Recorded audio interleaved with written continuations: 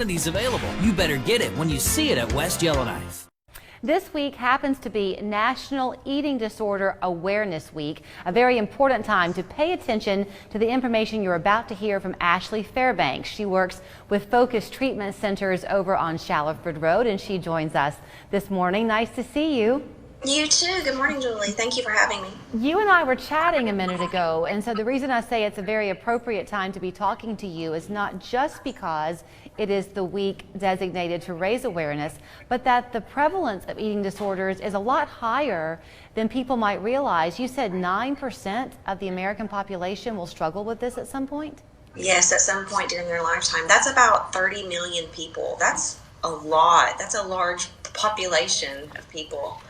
I think what's hard for people to understand, maybe, Ashley, is the complexity of eating disorders, because what one of your clients might struggle with, the reason behind their issue might be very different from somebody else's, yet they both have got to find the root problem and address it. Is that right? That's absolutely correct. No eating disorder looks exactly the same. There's not really a textbook description.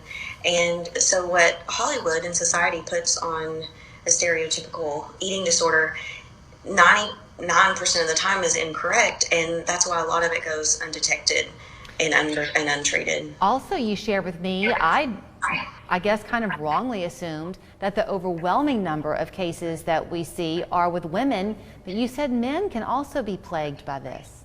Yeah, I was actually surprised at the statistic, even myself, that they're only off about by like 0.2%. That's it, as far as who's affected, the amount of people. That's very surprising. So talk a little bit, and then we'll delve more into the issue at hand, but I want you to brag a minute about what you do at Focus, because you're right there on Shallowford Road. You've been embedded in the Chattanooga community for, is it 30 years? 15 years. 15 years. Yes, 15 years. But we will be 30 years. We will make it 30 years. So you have a day program and you have a residential program. When somebody comes into your care, Ashley, do they have to be coming of their own volition, or can a loved one say, please help this person who I care for so much? Both. The person that comes to us needs to be willing to come, but so often the family members are the ones reaching out on their behalf. So a little bit of both. We are an elective program, and you have to be willing. You have to be willing to come. Yes. So you treat, I think you said something like 300 clients a year? On average. Most of the time it's more than that, but combined over the 15 years, yes, an average of over about 300 people a year. And that's residential, partial, which is our day program, as well as our intensive outpatient, which is 3 days a week for 3 hours at a time. So clearly, once this week has come and gone, the concern and the need for your services is going to just continue. I guess what you're hoping is that this week, one, people who might be newly struggling can find out that there's help. But the other is you want very much to make sure that people don't have to feel that there's a stigma associated with this, right? Yes, and we want to take the stigma away, because just like I said, and we talked about, 9% of Americans will struggle at some point in their lifetime.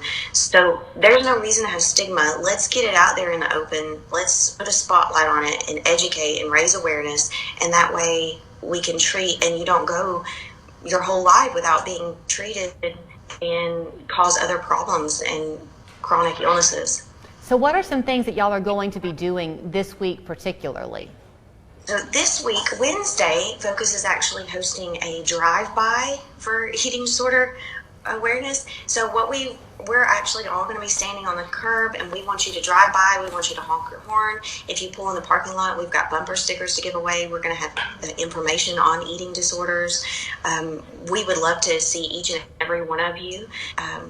We're really excited about that. We've also partnered with Carson Newman and University of Tennessee in Chattanooga, and we've got some stuff there on campus and virtually for their staff as well as their students. And you're giving people a chance to, on a website, is that right, to hear testimonials from people? ChattanoogaHope.com. Actually, my own testimonies up there. A lot of our staff are in recovery, and so our testimonies are up there. So it's hashtag Chattanooga Hope. We've placed billboards up in Chattanooga, and Focus really focuses on raising awareness. And so that hashtag Chattanooga Hope, if you go to ChattanoogaHope.com, you can see testimonies. You can place your testimony. You can reach out for help. You can do whatever it is that you feel comfortable doing at that time, but it's just a way to get the word out.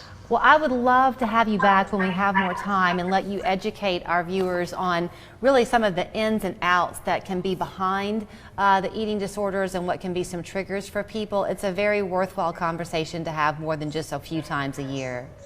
Yeah, it is, absolutely. I would love to come back. Ashley, thank you so much. In the meantime, here is what you can know. The drive-by again is happening on Wednesday, this Wednesday, 11 to 2 at their beautiful facility right there on Shallowford Road. They do offer free assessments, so don't hesitate to give them a call. It's 423-380-8007, FocusTreatmentCenters.com. We're back after this. Far too often, people are being seriously injured and hurt because of negligent drivers distracted by their cell phones. If you've been harmed by a negligent or distracted driver, the law is on your side. Let us go to work for you. The name you know and trust. My name's